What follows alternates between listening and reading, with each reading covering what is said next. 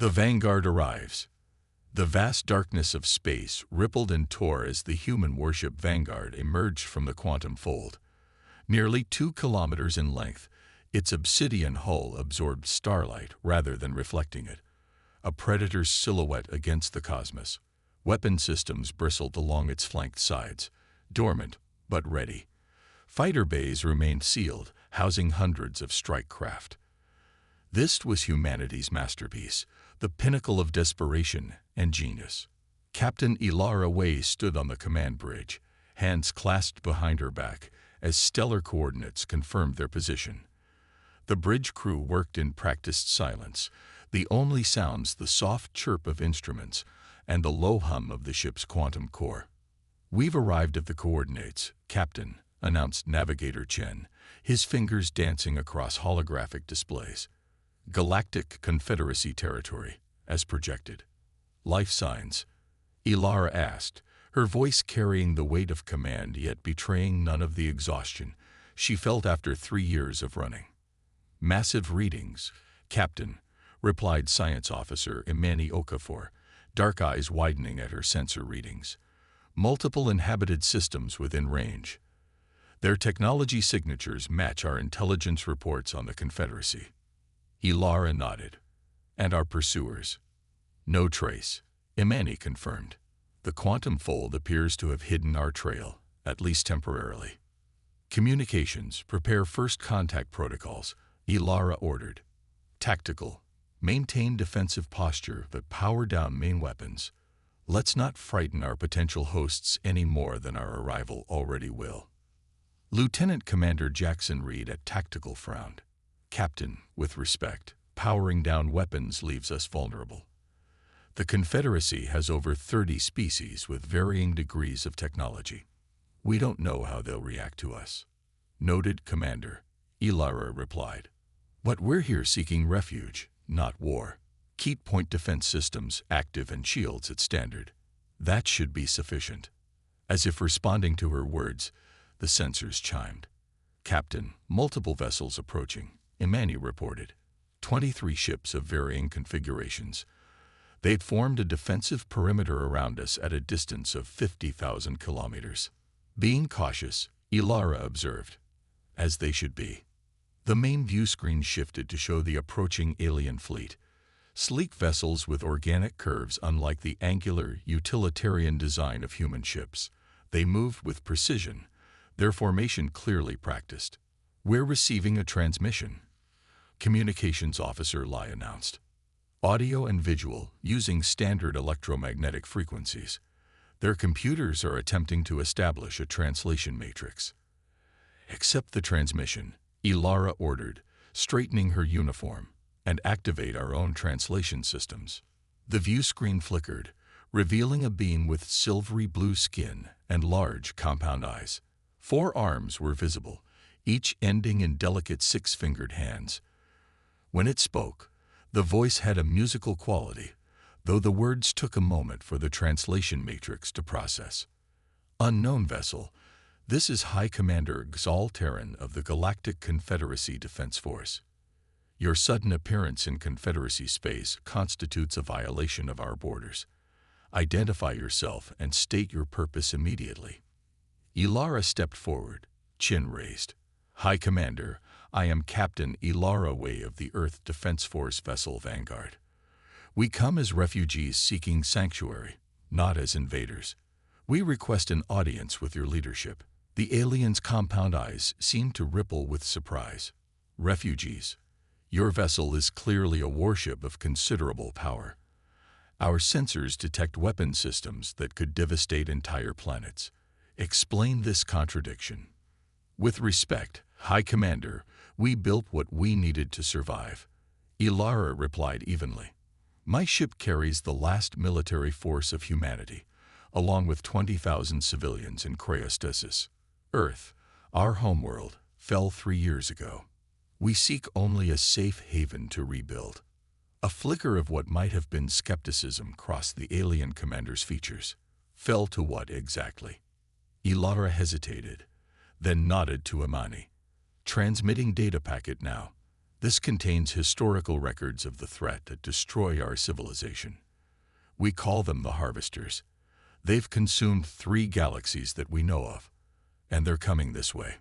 The alien commander's posture changed as the data transferred to their systems. This information will need verification. Until then, your vessel will remain where it is, surrounded by our fleet. Any attempt to move or activate weapon systems will be considered hostile action. Understood, Ilara agreed. We'll maintain position. After the transmission ended, Ilara turned to her command staff. And now we wait. They won't believe us, Jackson said quietly. Not at first. No, Ilara agreed. They won't. Hours passed while the Confederacy analyzed the human data. The Vanguard remained stationary, its massive form dwarfing many of the alien vessels maintaining their vigilant perimeter. In her private quarters, Ilara reviewed file after file of Earth's final days. Cities burning, continents ravaged, billions lost. The memories were still raw, still bleeding. A knock at her door interrupted her thoughts. Enter, she called. Dr. Marcus Cabral, the ship's chief science officer, stepped inside. His weathered face looked even more lined than usual, his salt and pepper beard unkempt. Captain, I've been monitoring Confederacy communications. Their encryption is good, but not good enough. And? Ilara prompted. They're afraid of us, Marcus said, settling into a chair opposite her desk. Their technological assessment puts us at least a century ahead of their most advanced species. The weapons alone. He shook his head. Our desperation made us innovate faster than peaceful evolution would have allowed. Has the Security Council made a decision about our request? They're divided. Some want to help. Others want us gone. And a small faction is advocating for attempting to seize the Vanguard. Ilara's expression hardened. That would be unwise. Indeed, Marcus agreed. But fear rarely inspires wisdom. A chime from the communication system interrupted them. Captain, to the bridge, came Navigator Chen's voice. The Confederacy Council has requested your presence. They're sending a diplomatic shuttle. When Ilara returned to the bridge, she found her officers tense but composed. Status report, she demanded. Confederacy shuttle approaching, Captain. Jackson replied from tactical. Small vessel, minimal weapons, 8 life signs aboard. Escort configuration. 2 fighter craft, also lightly armed. They're requesting permission to dock in Bay 3. Ilara nodded. Granted. Commander Reed, you'll accompany me to greet our guests. Dr. Cabral, you as well. Lieutenant Okafor, you have the bridge. The diplomatic party that disembarked from the shuttle consisted of representatives from 5 different species. The leader, a tall humanoid with violet skin and elongated limbs, stepped forward. Captain Wei, I am Council Arbiter Janik Sori. These are representatives of our primary council species. The alien gestured to the others. A reptilian being with iridescent scales, a small avian creature with brilliant plumage, a massive insectoid, and a being that seemed to be composed of living crystal. Welcome aboard the Vanguard, Ilara replied formally. This is my second in command, Jackson Reed, and our chief science officer, Dr. Marcus Cabral. Your vessel is impressive, the crystalline being said, its voice resonating like wind through chimes, far beyond what we expected from an unknown species. Necessity drives innovation, Ilara replied. When faced with extinction, we evolved quickly. So you claim, the reptilian hissed skeptically. Yet we have only your word about these harvesters. Convenient, is it not? To appear in a massive warship claiming to be refugees fleeing some greater threat. Dr. Cabral stepped forward. With respect, Counselor, the data we provided includes 3 petabytes of sensor readings, biological samples, and battle footage. If you've reviewed it properly, you know we're telling the truth. We have reviewed enough to warrant further discussion, Arbiter Janik Sori interjected smoothly, which is why we're here. The Council has agreed to meet with you formally, Captain Wei, in person on our central station. I would be honored, Ilara replied. When? Immediately. Your vessel will remain here, but you may bring a small delegation. Jackson frowned.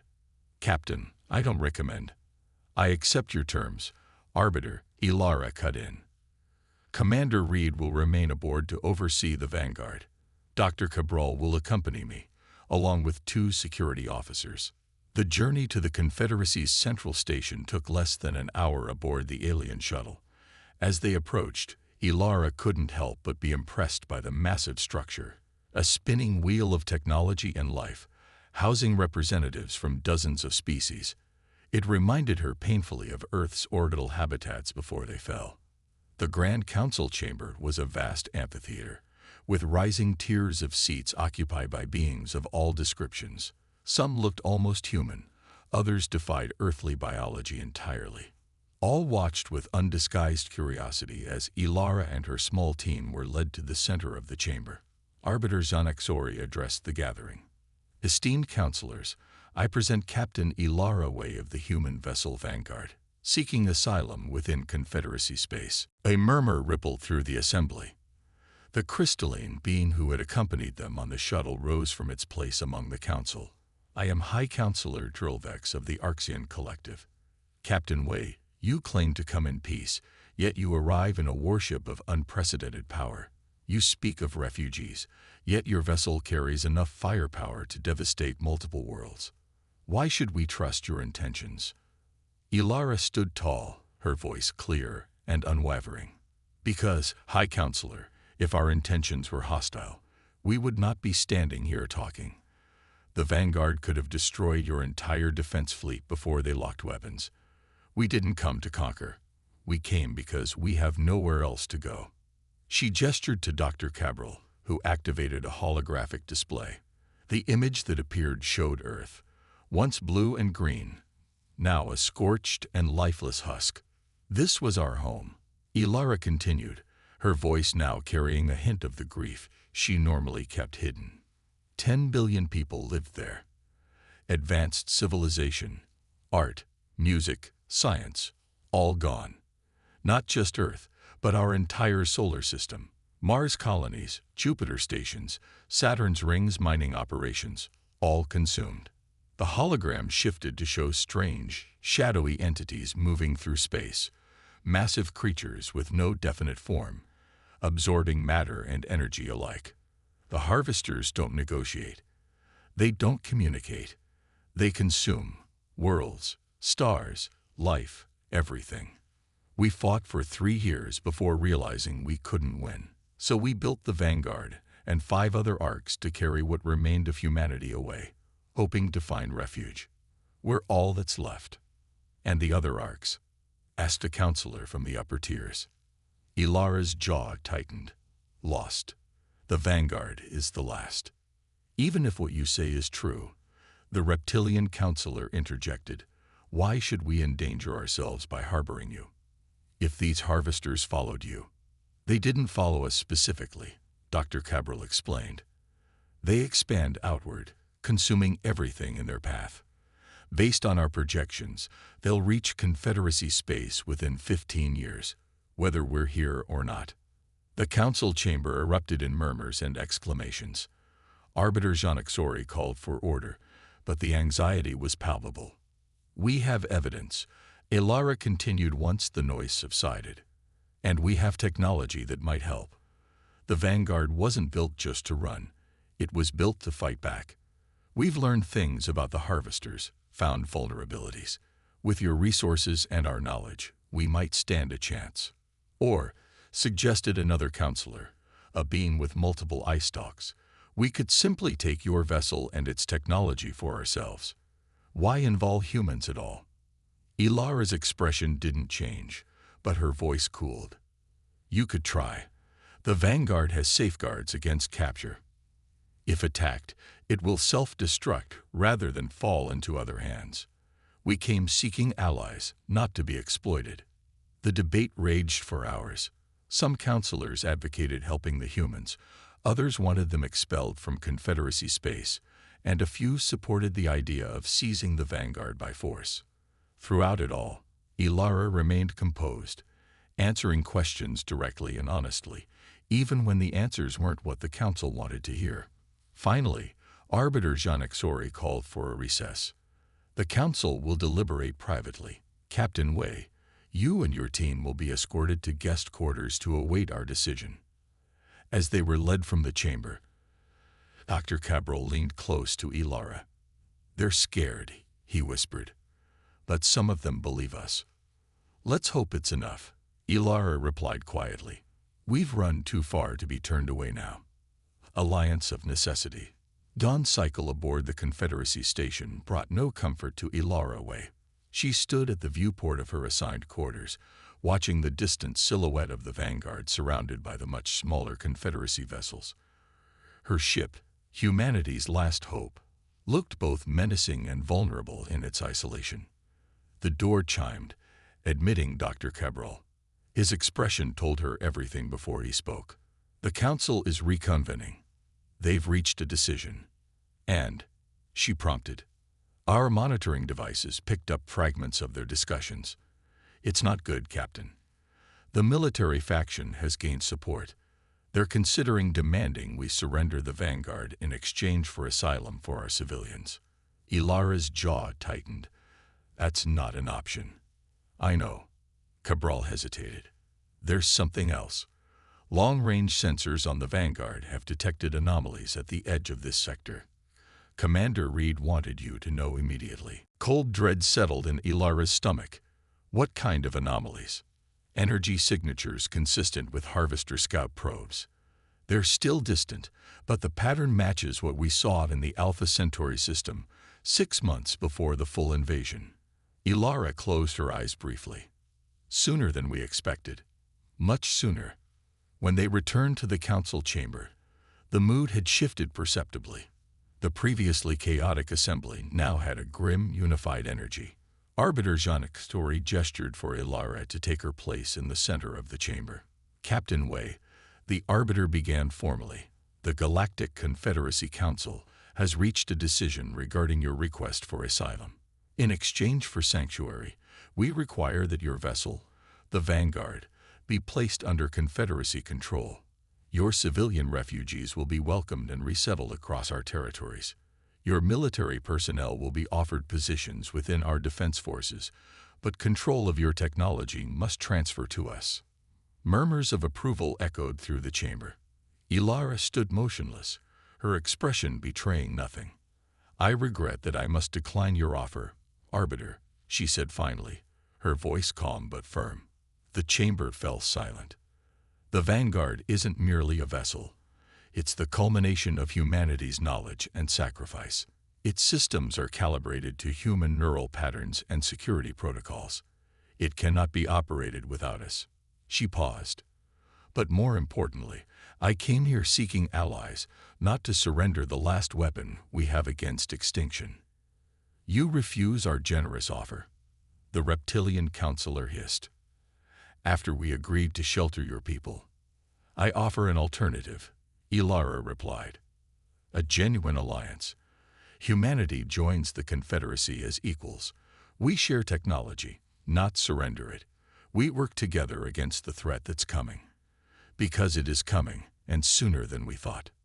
She nodded to Dr. Cabral, who activated his holographic display again.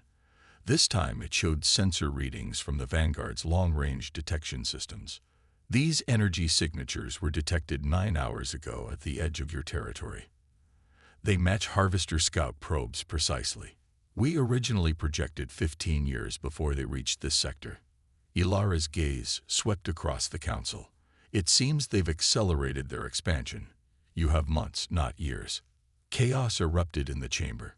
Counselors shouted questions and accusations, some directed at Ilara, others at their fellow representatives. Silence. Arbiter Janexori commanded, the chamber's acoustic systems amplifying the order until the noise subsided. Captain Wei, are you suggesting these harvesters followed your vessel here? No, Ilara replied firmly. They don't follow. They consume and expand. This was always their trajectory. Our arrival and your decision are simply matters of timing now. High Counselor Drilvex's crystalline form, pulsed with agitation.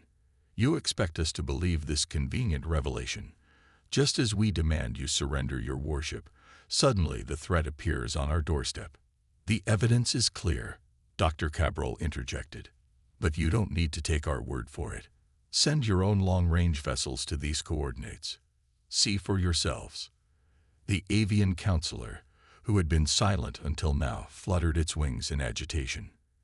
Even if true, why should we trust you now? Perhaps you led them here deliberately, forcing us into alliance. Ilara's patience finally thinned. Think logically, counselor. Why would we endanger ourselves and the last of our people? We've been running for 3 years. We came here seeking refuge because our intelligence suggested the Confederacy might have the combined strength to fight what no single species could defeat alone. If you choose not to believe us, that's your right. But the harvesters won't care about your politics or your suspicions. They'll consume your worlds just the same. Before anyone could respond, an aide rushed to Arbiter Xanaxori, whispering urgently. The Arbiter's expression shifted from annoyance to shock. The emergency sensor network has confirmed anomalous energy readings at coordinates matching those provided by Captain Wei, the Arbiter announced, voice strained. Initial analysis suggests they are approaching our outer colonies. The chamber fell deathly quiet. How long? Someone finally asked. At current velocity, 4 months until they reach inhabited systems, Dr. Cabral answered. But they'll accelerate as they detect more concentrated energy sources. Your central worlds might have 6 months, no more. The crystalline counselor's form dimmed slightly. If what you say is true, why offer alliance? Your vessel is powerful. You could find an uninhabited region, hide, survive. For how long? Ilara asked simply. They won't stop. Ever. Humanity tried hiding, tried running. We lost billions. The only chance, for any of us, is to stand and fight. Together. She stepped forward, addressing the entire council with renewed intensity. The Vanguard has weapons that can hurt them, defenses that can withstand them, at least temporarily. But one ship, no matter how advanced, can't stop their expansion. We need your industrial capacity, your resources, your species' diverse perspectives. And you need our experience and technology. The council deliberated frantically, members forming impromptu groups, arguing, analyzing. Finally, Arbiter Xanaxori raised a hand for silence. We will dispatch science vessels immediately to verify these readings independently. In the meantime, Captain Wei, what exactly would this alliance entail?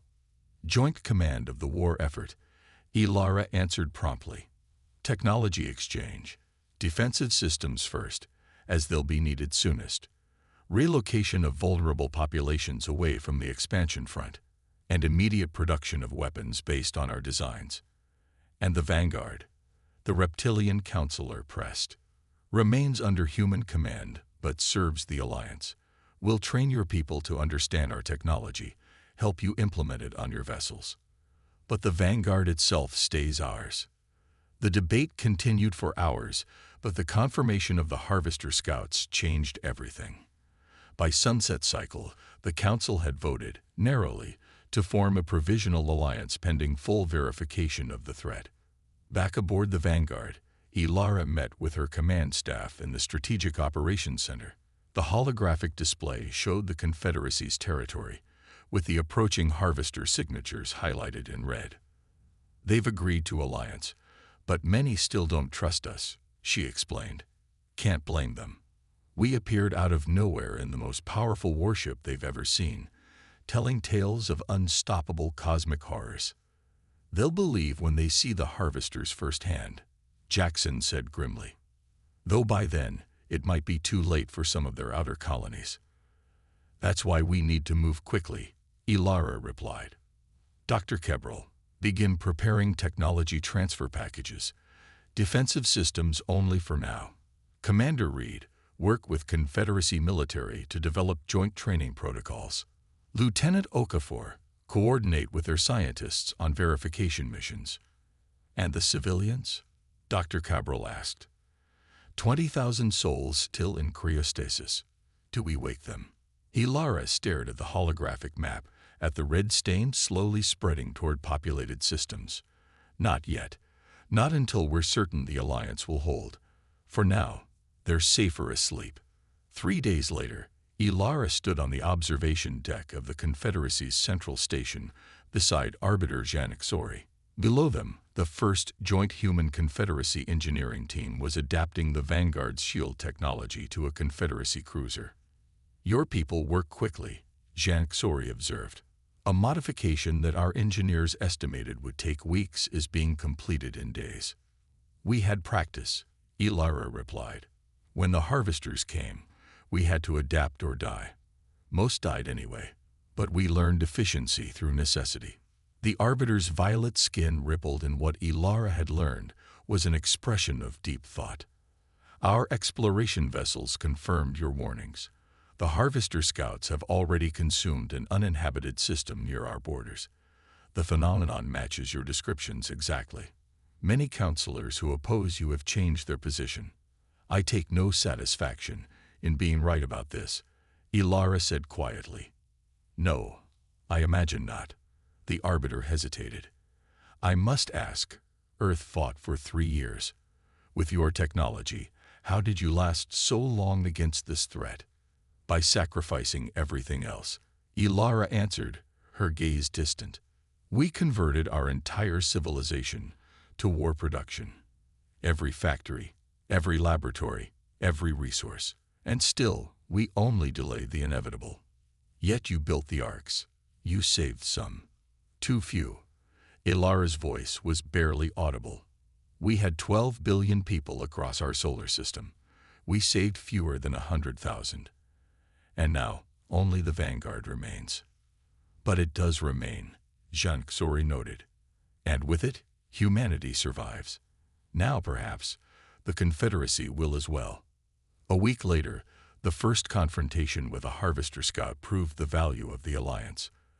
A Confederacy patrol vessel, newly equipped with modified Vanguard technology, encountered a scout probe at the edge of an uninhabited system. Following protocols developed by human tacticians, they engaged and destroyed it. The first victory against the Harvesters in years. News of the success spread rapidly through Confederacy space. Species that had been hesitant now offered resources and personnel. Production of new weapons based on human designs accelerated. Defense stations around key worlds were reinforced with Vanguard-derived shield systems. In the command center of the Vanguard, Ilara studied the updated strategic display with her officers and their new Confederacy counterparts. The red stain of Harvester expansion had slowed, but still advanced inexorably toward populated systems. The Scouts' destruction will alert them, she warned. They'll accelerate their timeline, send larger forces. But we'll be ready, Jackson Reed asserted. The Confederacy's industrial capacity is impressive. In another month, we'll have a fleet of vessels with our weapons technology. Not just your technology, added Exelsec, the Confederacy's military liaison. The reptilian officer gestured to a section of the display. Our scientists have been studying your data on harvester biology. We've developed modifications to your quantum disruptors that may increase effectiveness by 20%. Dr. Cabral looked impressed. Excellent work. This is exactly why Alliance was the right choice. Diverse perspectives finding solutions neither of us could alone. Ilara nodded in agreement, but her expression remained somber. We're making progress, but we need to be realistic. The main harvester swarm is still coming. Scouts are nothing compared to what follows. Then we keep building, Falsec stated firmly. We keep preparing. And when they come, we stand together. As the others discussed deployment strategies, Ilara stepped away to a viewport. Beyond the reinforced transparent aluminum, stars glittered against the void, beautiful, serene, and utterly indifferent to the struggles of the beings who navigated between them. Somewhere out there, the harvesters were coming, driven by their insatiable hunger. But for the first time in 3 years, Ilara felt something she had almost forgotten: hope, not just for humanity's survival, but for victory. The vanguard had found more than refuge. It had found allies. And together, perhaps they could accomplish what Earth alone could not. Humanity had arrived in the Confederacy as refugees, aboard a warship born of desperation.